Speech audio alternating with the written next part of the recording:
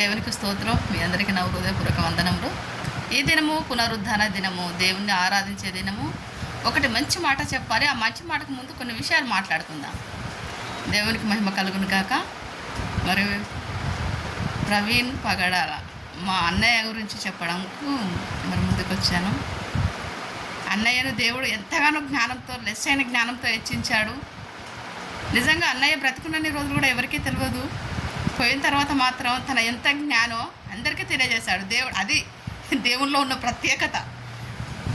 ఆ ముత్యం మరుగై ఉన్నది ఇన్ని సంవత్సరాలు కూడా.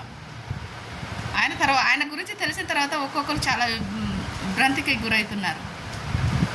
అంత మంచి జ్ఞానవంతుడు ఎందుకు పోయిండు అని అంటే, మనుషులకు దేవుడిచ్చిన జ్ఞానమే అది. కాబట్టి అంత బలవంతులు, అంత జ్ఞానవంతులు, ధైర్యవంతులు దేవుని రాజ్యంలో ఉన్నారంటే అది దేవుని ప్రణాళిక. ఒక మనుషుని, ఒక దేవుని బిడ్డలనైనా, దైవ సేవకులనైనా చంపడానికి మనుషుని తరము కాదు. యేసు ప్రభును చంపడానికి మనుషుల తరము కాదు. అది దేవుని చిత్తం. ప్రవీణ్ అన్న కూడా దేవుని చిత్తమే.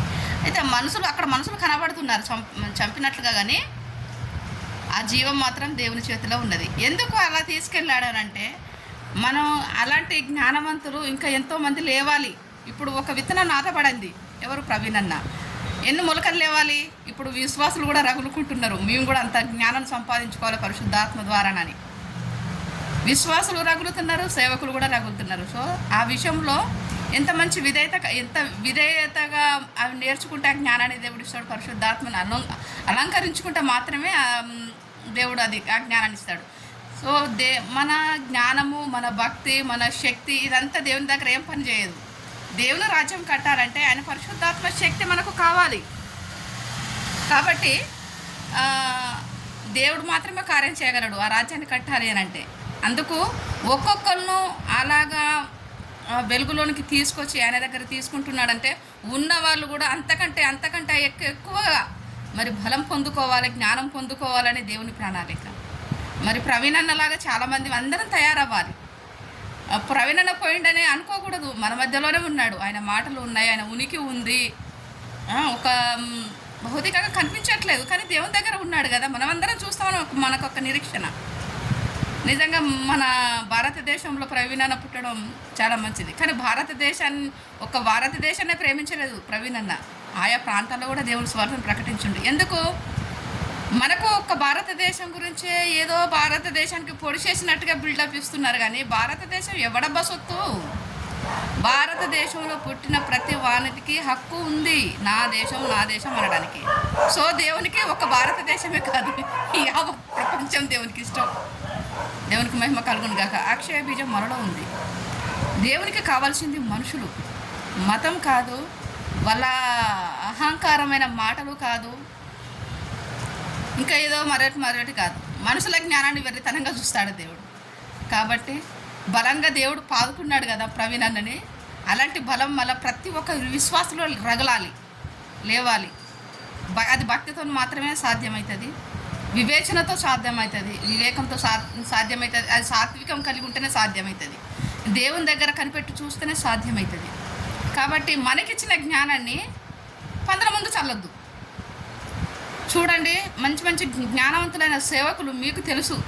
మిమ్మల్ని ప్రశ్నించినప్పుడు మేము ఎంత బాధపడ్డామో మాకు తెలుసు.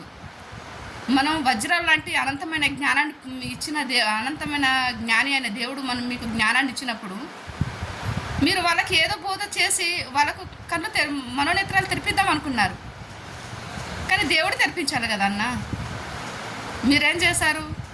మంచి మాటలు చెప్పారు, కానీ వాళ్ళు ఎంత ఎగితాలుగా చేశారు. ఆనాడు యేసుప్రభుని ఎగితాలు చేశారని మనకు తెలుసు. అయినప్పటికీ కూడా మనం కదా వాళ్ళకి విలువ ఇచ్చింది. పురుగులను తీసుకొచ్చి ముంగడ పెడితే ఏం చేస్తాయి? అవి మళ్ళీ బురదలో పొరుతాయి ఆ పురుగులు. కాబట్టి పురుగుల దగ్గర ఎప్పుడు డిబేట్లు పెట్టకండి ప్లీజ్. దయచేసి మీరు డిబేట్లు పెట్టాలనుకుంటే మాత్రం వింటాము, మేము నేర్చుకుంటాము, మేము గ్రహిస్తాము అనుకున్న వారితో మాత్రమే మాట్లాడండి. అది కూడా మాట్లాడండి. డిబేట్లు అవసరం లేదు. మీ జ్ఞానాన్ని ఇతరులకు తెలవాల్సిన అవసరం లేదు. మీ జ్ఞానాన్ని సంఘం మీద ఉపయోగించి బలమైన విశ్వాసులుగా మీరు తీర్చిదిద్దండి. అదే గొప్ప పరలోక రాజ్యం దిగబడుతుంది. పరలోక రాజ్యం మనం మందిరాలలో కట్టబడాలి. మనలో చూసి అనేకులు రావాలన్నా అంతేగాని మనం డిబేట్లు పెట్టి వాళ్ళని గొప్ప చేసిన వాళ్ళం అవుతున్నాం. వానికి జ్ఞానం లేకుండా ఏదో బిల్డప్ ఇస్తాడు. ఎందుకంటే ఎటకారంగా మాట్లాడినోడో ఇష్టం, నీతిగా మాట్లాడినోనికి అన్ని నీతి లేనోనికి ఏమి ఇష్టం.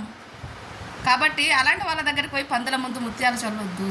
మన ముత్యాలంటే మన మాటలు పురుగులు లాంటి ఆ మనసుల ముంగట వేస్తే అవి నలిచి పడేస్తున్నాయి. సో ఆ విలువైన దేవుడు దిగి వచ్చినప్పుడు తెలుస్తుంది వాళ్ళ అహంకారము. వాళ్ళు గూడంబ దాగి మస్తు మంచిగా మాట్లాడుతున్నారు. ఏం మాట్లాడుతున్నారో ఆ బుద్ధి వాళ్ళ మొహాలు చూస్తేనే నిజంగా దేవుని రూపం వాళ్ళలో ఉన్నది కాబట్టి క్షమించాల్సి వస్తుంది తప్ప దేవునికి భయపడి మాట్లాడతలేండి. కానీ వాళ్ళ గురించి మనం బైబిల్ ఒక్క నిమిషం పక్కకు పెట్టాల్సిన అవసరం మనకు లేదు. ఆ దుమ్ము మనం అంటించుకోవాల్సిన అవసరం మనకు లేదు. యేసన్న గారు ఆత్మానుసారంగా జీవించాడు. వాక్యం యేసన్న గారికి తెలియదని చెప్పేసి ఒక పాస్టర్ మాట్లాడారు. అన్న నీ పేరు చెప్పేదాన్ని, కానీ అనేకులు వింటారు ఈ వీడియో కాబట్టి నీ పేరు చెప్పను. నువ్వు ఎందుకంటే మనందరికీ తండ్రి ఒకడే కాబట్టి చెప్పాలి. దేవుడు ఒక్కొక్క రకంగా నడిపిస్తాడు. ఆయనకు జ్ఞానం లేదు అని చెప్పేసి నువ్వు మాట్లాడాడు. ఆయనకు వాక్యాన్ని కూర్చిన జ్ఞానం లేదు, వాక్యం అసలు తెలియదు అన్నావు. వాక్యం ఆయనకు తెలియదు అన్నావు. అన్న చదువు రానోడికి పరలోక రాజ్యం లేదా? విశ్వాసం కావాలి, దేవుని నమ్మాలి. దేవుడు ఏది చెప్తాడో అది నమ్మితేనే అది ఆయన నీతి, ఆయన రాజ్యం. నా నీతిని నా రాజ్యాన్ని వెతుకమన్నాడు. చదువు రానోడు ఎక్కడ వెతకాలి? వాక్యం లూసిఫర్కు నీకంటే బహుగా తెలుసన్నా. వాడు కూడా పోదులుగా మాట్లాడగలడు. అలా అని చెప్పేసి వాక్యం తెలిసినంత మాత్కరాన యేసన్నను తక్కువ చేసి మాట్లాడాడు. యేసన్న పరిశుద్ధాత్మ ద్వారా నడిపింపబడిన వాడు.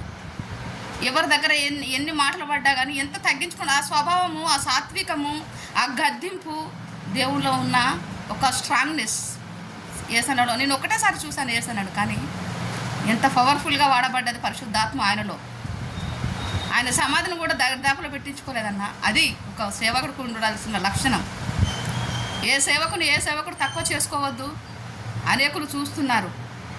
నీకంత బాధ అనిపిస్తే ప్రార్థన చేయి. ఆ సేవకునికి ఫోన్ చేసి మాట్లాడు. వినకపోతే ప్రార్థన చేయి, వదిలేయి. నువ్వు అనేకుల ముందు నువ్వు బయట వెలిగేషన్ చేయకు ఒక సేవకుని గురించి. సేవకునికే శత్రువు, విశ్వాసికే శత్రువుగా మారిపోతున్నారు. నీ భక్తి, నీ శక్తి నిన్ను కాపాడుతుందా? పరలోక రాజ్యానికి వెళ్ళడానికి అది తోడ్పడుతుందా? కేవలం దేవుని కృప, దినదినము దేవుని కృప కొరకు కనిపెట్టుకుంటూ ఆ రక్షణను కొనసాగించుకుంటూ సువార్తను ప్రకటిస్తూ దేవుని చిత్తాన్ని జరిగించడమే కదా దేవునికి కావాల్సింది. దేవుడు నీతి రాజ్యం ఏంటిదో మనకు తెలుసు కదా. ఆయన నీతిని అనుసరించి నడుచుకున్నప్పుడు నీతిమంతులుగా ఎంచబడతారు. నీతిమంతుని విశ్వాసం కాబట్టి విశ్వాసం ఉంచాలి. చదువు రానోళ్ళకు ముఖ్యంగా చెప్తున్నా, మీరు వాక్యం తెలియదని బాధపడద్దు, భయపడొద్దు. మీరు మందిరాలకు వెళ్ళండి. దేవుడు మీకు ఏది చెప్తాడో అది మీ హృదయంలో భద్రపరచుకోండి. హృదయం అనే తాళపు చేతులు దేవునికి ఇవ్వండి. ఆ తలుపు తెరుచుకొని దేవుడు నీ హృదయంలోకి వచ్చినప్పుడు ఆ మాటలు ఎవడు చెరిపి వేయలేడు, ఎవడు ఎత్తుకపోలేడు. మైండ్కి పదును పెట్టండి. అది దాన్ని నెమరు వేసుకోండి. పరలోక రాజ్యం మనం వెళ్ళడం కొరకు మాత్రమే యేసు ప్రభు నమ్ముకోండి. మిగతా అన్ని దేవుడు ఇస్తాడు. నేను 400 రూపాయలు పట్టుకుని హైదరాబాద్కు వచ్చాను. నా 2 పిల్లలను తీసుకొని 150 రూపాయల కిరాయి రూమ్లో ఉన్న ఓన్లీ 5 సంవత్సరాలు మాత్రమే. దేవుడు నేను ఈరోజు రూములు కట్టి కిరాయిలకు ఇచ్చి అంత దానిగా చేశాడు. ఈ లోక ఆశీర్వాదం గురించి నేను చెప్పుకోవట్లేదు. ఎందుకంటే మనం దేవుని మాట నమ్మినట్లయితే, శ్రద్ధగా విన్నట్లయితే జనములందరికంటే ఎక్కువ హెచ్చిస్తాడు. ఈరోజు కోటేశ్వరాలుగా ఉన్నాను అని అంటే అది నా శక్తి, నా భక్తి కాదు. దేవుని మాట విన్నాను, దేవునికి భయపడ్డాను. ఏ మనుషుని కూడా లెక్క చేయలేదు. వాడు ఎంత గొప్ప ధనవంతుడు కానీ, ఎంత శివుడు గారటోడు కానీ, మనుషునిగానే చూశాను. ఇంకొకటి కూడా చూడలేదు. జ్ఞానవంతులు ఉండని, కానీ దేవుని మహిమపరిచే విధంగా ఉండాలన్న జ్ఞానం. ప్లీజ్ దయచేసి ఎవరు గాయపరుచుకోవద్దు. ఎవడబ్బ సొత్తు కాదు భారతదేశం. ఎవడు భారతదేశం పుడితే వాళ్ళదే భారతదేశం. మనందరికీ హక్కు ఉంది. దేవుని నిరూపించుకోవాల్సిన అవసరం లేదు. దేవుడే. మనుషుడు ఎవడండి దేవుని నిరూపించడానికి? వాళ్ళు చెప్పినా మనం వినద్దు, మనం చెప్పినా వాళ్ళు వినరు. సువార్త అనేది అందరికీ తెలుసు. భారతదేశంలో వాళ్ళ గురించి ప్రార్థన చేయండి. చచ్చిపోయినప్పుడు నీకు దేవుని సువార్త నీకు తెలుసా? అదే యేసు ప్రభు గురించి నీకు తెలుసా అని మనం అడిగినప్పుడు మాకు తెలియదు, ఎవరు చెప్పలేదని వాడు చెప్తే వాని చెవులు వాని మీద సాక్ష్యం చెప్తాయి. నువ్వు విన్నావు కదరా ఆ రోజు వాళ్ళని ఎగతాళి చేశావు, వీడికి సరైన శిక్ష అక్కడే, నీ పరలోక రాజ్యం కాదు ఈ రాజ్యమే అని చెప్పేసి వాడు చూపిస్తాడు. మనకు ఎందుకు బాధ? మనం సువార్త చెప్పినాం, వినబడ్డది. వినకపోతే దానికి ఉత్తరవాది కూడా వాడే. ఎవడు తోడుకున్న బొందలో వాడు పడతాడు. మనకు ఎందుకంటే అంత వాడు నమ్ముకుంటే ఎంత, నమ్ముకోకపోతే ఎంత. అది దేవుని చిత్తంలో ఉండాలి.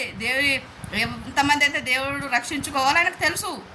వాళ్ళ దగ్గరకు పోయి వాళ్ళ అడిగి వెళ్ళుకొని మనం ఇట్లా పడేది ఇది కరెక్ట్ కాదు. ఎవరి విశ్వాసం వాళ్ళది, వాళ్ళ భక్తి వాళ్ళది. భక్తి పనులు, భక్తి ప్రతి వారిలో ఉంటుంది. ప్రతి మనిషిలో భక్తి అనేది ఉంటుంది. ఒక నక్సలైట్ని కూడా మంచి వాడిగా చూడొచ్చు, ఒక ఉగ్రవాదిని కూడా, ఒక అది ఇదేంటి రౌడీ సీటర్లో కూడా మంచి స్వభావాన్ని చూడవచ్చు.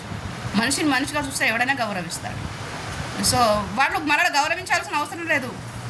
మనకు దేవుడు ఏం చెప్పడం మనం గది చేయాలి. కుయుక్తితో, మంచి వివేకంతో, వివేచనతో ఎదుటివాడు వాడి కుయుక్తులు ఎలా ఉన్నాయి, వాడు ముళ్ళా లేకపోతే మంచి పాంప అని అది గ్రహించుకుంటూ మనం వెళ్ళాలి. అంతే. అంత మన కొరిగేదే ఉందండి. వాడు మనకేమన్నా పెడతాడు, అదే తిండి పెడుతున్నాడా, బట్టలు ఇస్తున్నాడా, అంత మనకు సంబంధం లేని విషయం. మన అనాథలుగా వదిలిపెట్టా అన్నాడు దేవుడు. కాబట్టి దేని గురించి ఆశించద్దు. ఉత్తమమైన దాన్ని, దేవుని కృపను మనం వెతుక్కుంటూ దేవుని కృపలో మనం అందరం సాగిపోవాలి. దేవుని కృతజ్ఞత. ఒక మంచి మాట చెప్తాను కదా, దేవుని కుమారుడైన యేసు ప్రభు మన కొరకు చనిపోయి తిరిగి లేచాడని మీ హృదయమందు అంగీకరించి పాపాలు ఒప్పుకొని వదిలేసి పాప క్షమాపణ నిమిత్తం మారు మనసు పొంది బాప్తిసం తీసుకోండి. దేవుడు గొప్ప రక్షణ ఇస్తాడు. God bless you all of your family. ఈ రక్షణ ఎందుకంటే పరలోక రాజ్యం వెళ్ళడానికి తోడ్పడుతుంది. అందుకే ఈ రక్షణ నేను నమ్ముకున్నాను, మీరు నమ్ముకోండి, సుందరంగా మారండి. దేవునికి మహిమ కలుగును గాక. God bless you all of your family.